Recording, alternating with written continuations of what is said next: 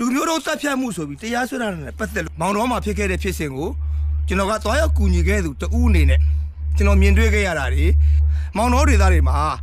ဘယ်သူတွေကစပြီးတော့ဒီလိုဖြစ်ခဲ့တယ်ကျွန်တော်တို့ရောက်သွားပြီးကျွန်တော်တို့ကိုယ်တိုင်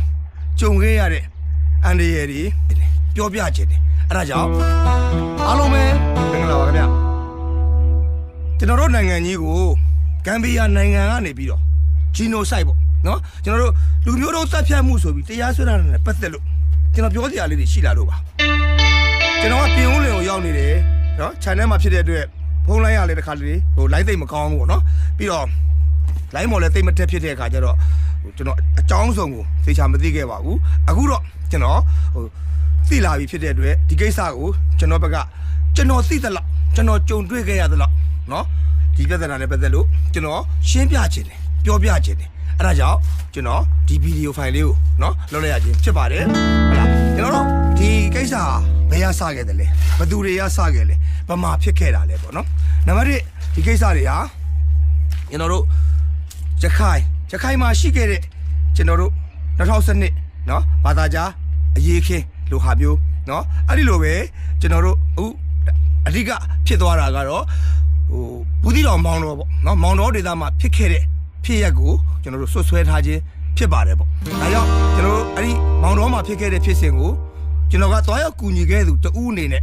ကျွန်တော်မြင်တွေ့ခဲ့ရတာတွေကျွန်တော်ကြုံတွေ့ခဲ့ရတာတွေကျွန်တော်သူတို့ပြန်ပြောပြတာတွေနဲ့ပတ်သက်ပြီးကျွန်တော်ကပြောပြခြင်းနဲ့ဗျဒါကြောင့်ကျွန်တော်ဒီဗီဒီယိုလေးကိုရိုက်ကူးဖန်တီးခြင်းဖြစ်ပါတယ်နော်အဲ့လိုသွားပြီးကူညီခဲ့တဲ့နေရာမှာဖြစ်စဉ်ပြီးချင်းကျွန်တော်တို့5ရက်အတွင်းကျွန်တော်တို့အဲ့ဒီကိုရောက်သွားခဲ့တယ်အဲ့ဒီထဲမှာလည်းကျွန်တော်ရဲ့မမောင်သက်ကျွန်တော်တငယ်ချင်းနောက်တစ်ခါစေဝန်တန်းကျွန်တော်တို့ရန်ကုန်ကနေကျွန်တော်3ရောက်သွားတယ်ဒီလိုပဲကျွန်တော်တို့ရခိုင်စစ်တွေရနေပြီးတော့ဆရာဝေဟင်းအောင်เนาะစာရေးဆရာဝေဟင်းအောင်ပြီးတော့အန်သားကြီးเนาะအမ်းမြို့မှာနေတဲ့ရခိုင်အမ်းမြို့မှာနေတဲ့အန်သားကြီးကျွန်တော်တို့တွေဟာအဲ့ဒီနေရာကိုအစောလင်ဆုံးရောက်သွားခဲ့တဲ့အဖွဲ့ထဲမှာပါတယ်ပေါ့เนาะကျွန်တော်တို့တွေကြုံတွေ့ခဲ့ရတဲ့အကြောင်းအရာတွေဘယ်လိုတွေဖြစ်ခဲ့တယ်မောင်တော်တွေသားတွေမှာဘယ်သူတွေကစပြီးတော့ဒီလိုဖြစ်ခဲ့တယ်ဒါကိုကျွန်တော်တို့အဲ့ဒေသမှာရှိနေတဲ့နေထိုင်တဲ့သူတွေเนาะအဲ့မှာရောက်နေတဲ့ဝန်ထမ်းတွေเนาะသူတို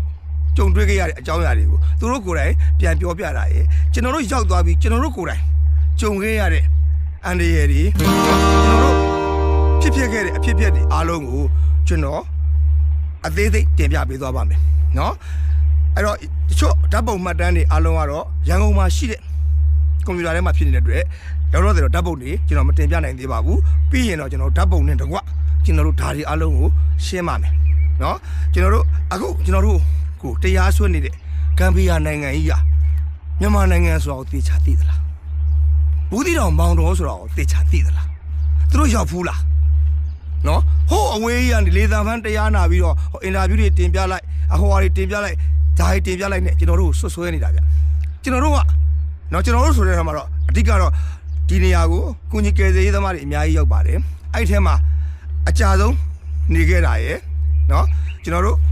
ဟလာဘူးတီတော်မောင်တော်ကနေပြီးတော့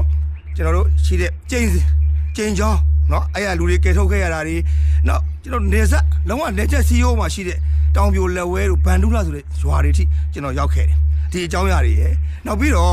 ့အဲ့ဒီရွာတွေမှာအဲ့လိုဖြစ်စဉ်တွေမှာခုနအထီးကယုံဖြစ်အောင်ဟလာကျွန်တော်တို့မလုတ်ခဲ့တဲ့ရွာတွေဘာသာကြားရွာတွေအများကြီးရှိပါတယ်အဲ့ဒီရွာတွေမှာကျွန်တော်ဖြတ်သွားတယ်ဖြတ်လာတယ်ပုတ်တွေဝယ်စားတယ်ဒီလိုပဲကိုကြီးကယ်ဆယ်ရေးတွေသွားရင်ကြားထဲမှာသူတို့ရွာတွေထဲမှာကျွန်တော်တို့ထဲဝင်ဟလာသွားလာခဲ့တာဘာမှမရှိဘူးဗျနော်အဲ့တော့အဲ့ဒီဒေသမှာနေထိုင်နေကြတဲ့နေရင်းဆွဲလူတွေနဲ့နော်နေရင်းဆွဲဘာသာကြားတွေနဲ့အခြားဖြစ်သွားတဲ့အဖြစ်ပေါ်မှာပါတဲ့ရွာတွေနဲ့ဘယ်လိုကွာခြားလဲဆိုတာရယ်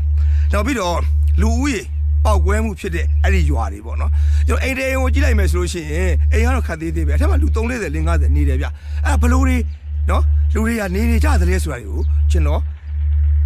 သိရှိခဲ့ရသလာ